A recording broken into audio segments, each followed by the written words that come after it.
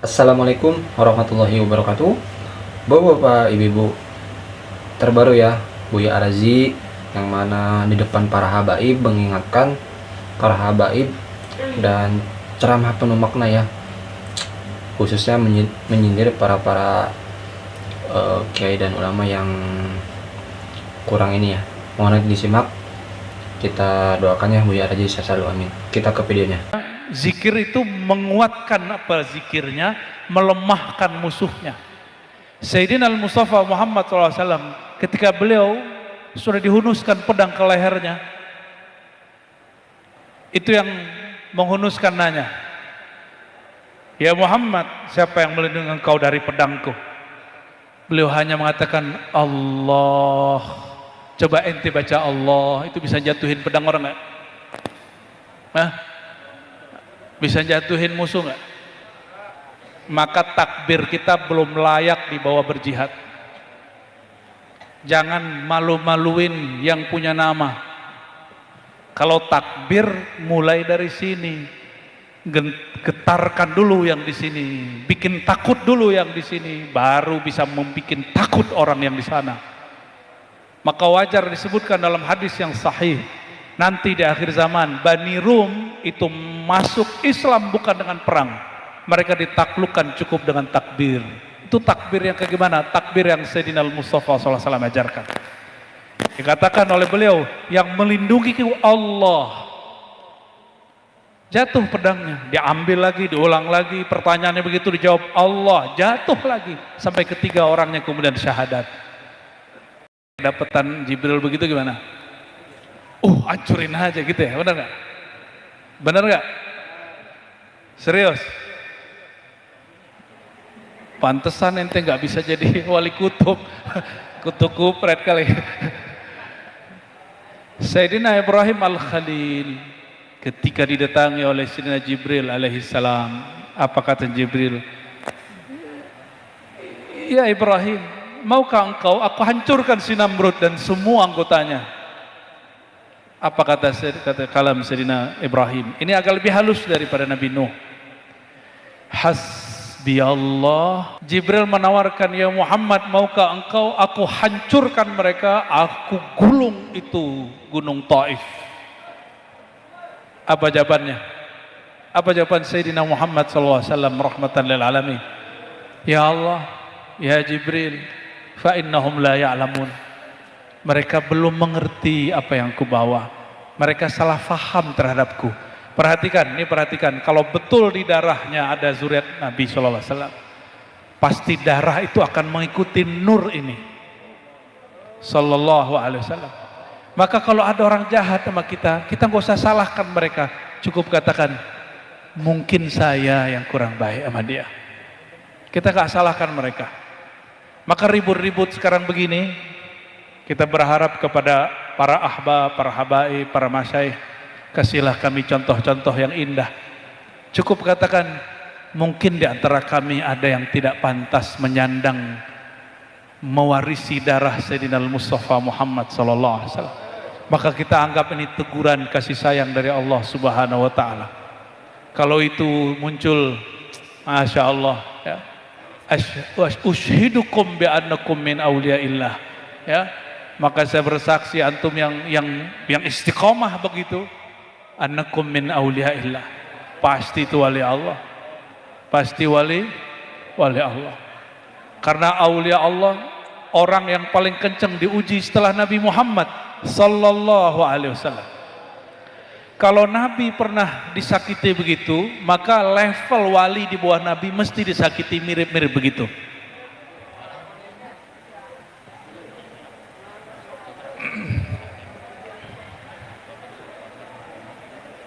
Ada iklan lewat ya, lewat aja dulu.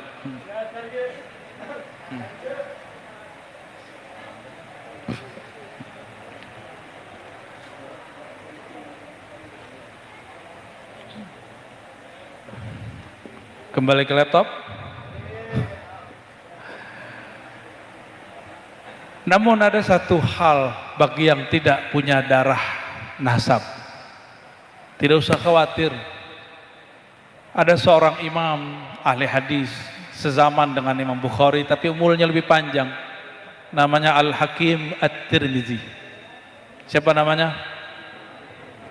Dia punya kitab Nawadirul Usul, ada Maqasidus Shalah yang cocok dengan pembahasan kita, kitab Khatmul Aulia.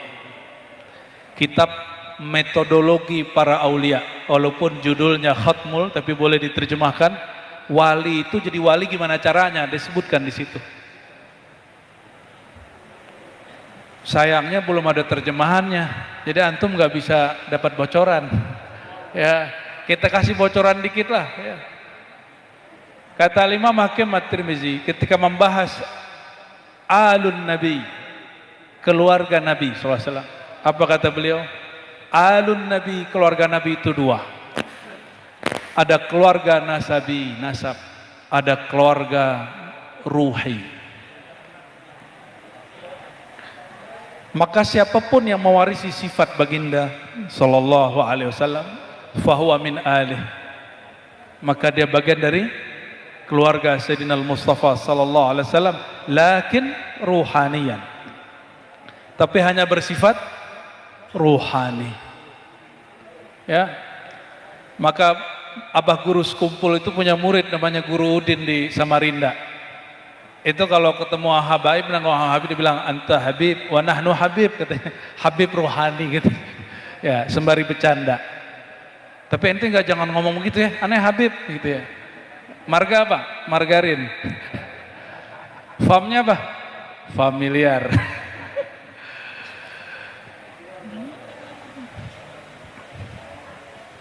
Apa maksudnya? Baik aluhur ruhani, keluarganya yang rohani, atau aluhu an-nasabi, semuanya adalah bagian dari pewaris Sayyidina Muhammad sallallahu alaihi wasallam. Maka ada warasah qalbiyah, kepada kolbunya ada yang mewarisi nasabnya, dan mereka dua-duanya akan diuji jika benar ngikutin jidnya Abul Arwah. Di dalam Simtid Durar, bagian doa Sayyidina Muhammad SAW disebut satu namanya, Al-Ab Al-Akbar, betul nggak? Dalam khotam, betul? Al-Ab Al-Akbar, ayahanda agung. Berarti ini kan bawa anak nih, berarti kita ini yang punya anak disebut Al-Ab Al-Asghar, kita ini ayah kecil. Kalau ayah kecil, ayah biologis, mikirin anak paling rezeki. Betul nggak? Kalau mau mati masih ingat anak nggak? Ingat, cuma ingat rezekinya. Beda dengan Sayyidina Muhammad SAW. Beliau ketika hendak wafat, apa yang dibacanya? Ummati. Itu bahasa lain daripada abnai, wa warasati, wa khulafai, wa atbai. Digabung dengan satu lafaz ummati. Ummah dari lafaz induk. Orang yang rohaninya menginduk kepadaku disebut ummati. Apa yang Nabi fikirkan tentang ummati? Nabi memikirkan kita nanti nasibnya gimana. Seperti Sayyidina Yakub bertanya kepada anak-anaknya, apa yang kalian sembah setelah aku? Apakah kalian masih mengenal Allah setelah aku? Jadi para anbiya ini yang diturunkan ke ulama. Kalau mereka mati, yang mereka khawatirkan zuriatnya apakah masih menyembah Allah. Bukan yang dipikirkan nanti yang ngasih makan siapa, yang nyokolahin siapa. Kan ini sering kita kasih pertanyaan. Bapak Ibu, saudara-saudariku, kalau kita hidup, anak kita siapa yang nanggung? Siapa yang ngasih rezeki? Kita apa Allah? Kalau kita mati, siapa yang beri mereka rezeki? Allah. Jadi masih takut mati? Masih takut mati? Masih, ya wajar. Bekalnya kurang. Sayyidina Abu Hurairah zikir 12.000 sebelum tidur, itu pun mau meninggal, beliau ada rasa takut. Ini ada yang zikir 12.000 nggak sebelum tidur? Alhamdulillah belum gitu ya. Baru zikir 33 udah mikir 100 lagi gitu ya. Abu Hurairah radhiyallahu taala anhu ya, beliau mengatakan saya tidak dapat tidur kalau belum menyelesaikan wirid 12.000. Tapi itu kan Abu Hurairah, antum nggak usah ngikutinnya, nggak kuat ya. Allah itu la yukallifullahu nafsan illa usaha. Kayaknya pakai ayat itu mulu ya, biar ngeles ya Allah, nggak sanggup ya Allah gitu ya. Yang penting ente punya jawaban kalau ditanya Allah. Yang penting punya jawaban. Tapi ada yang gampang. Jidahnya para habaib dan para asyraf, Sayyidatuna Fatimah alaihissalam. Apa kata beliau?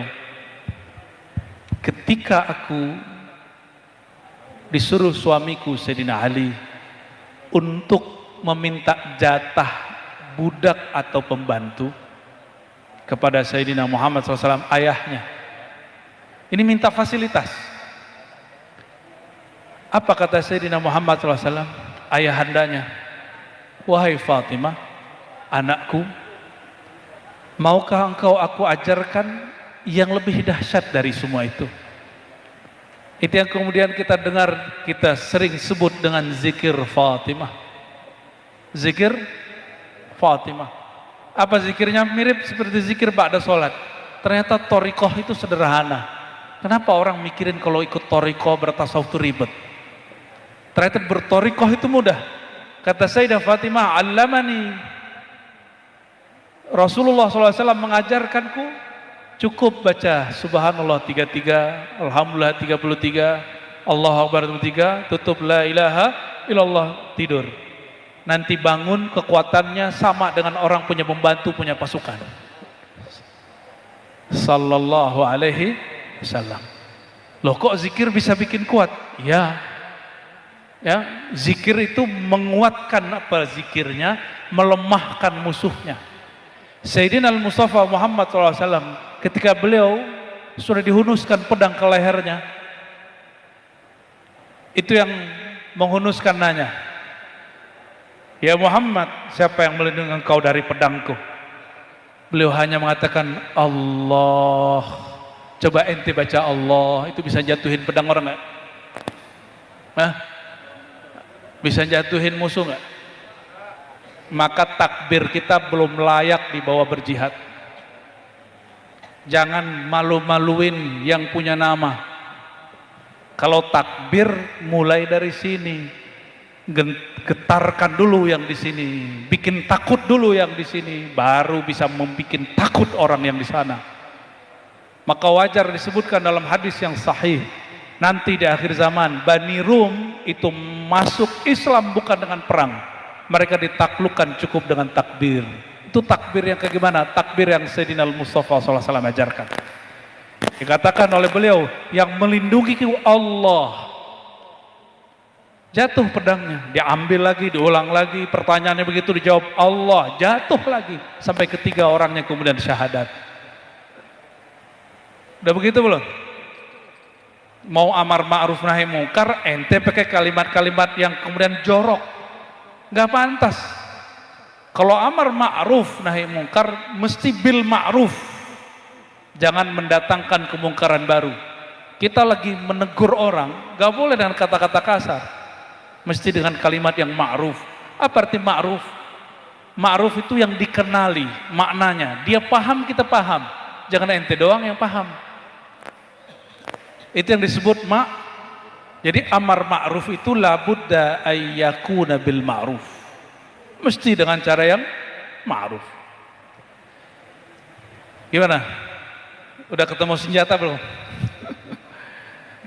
Dulu di Indonesia ada namanya Syekh Qadirun Yahya, makbarahnya deket sini, Sawangan sini, ya Pengasinan agak ke belakang lagi.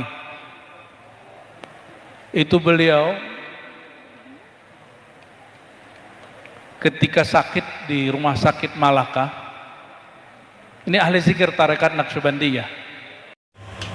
Nah itu dia bapak-bapak ibu-ibu, yang mana Buya Arazi ceramah tentang masalah jangan sombong tentang nasab ya. Jadi kita semua bisa menjadi keluarganya Nabi Muhammad Shallallahu Alaihi Wasallam. Dan mana Buya Raji juga menyampaikan tadi kalau berjihad ya jangan menggunakan bahasa-bahasa kotor.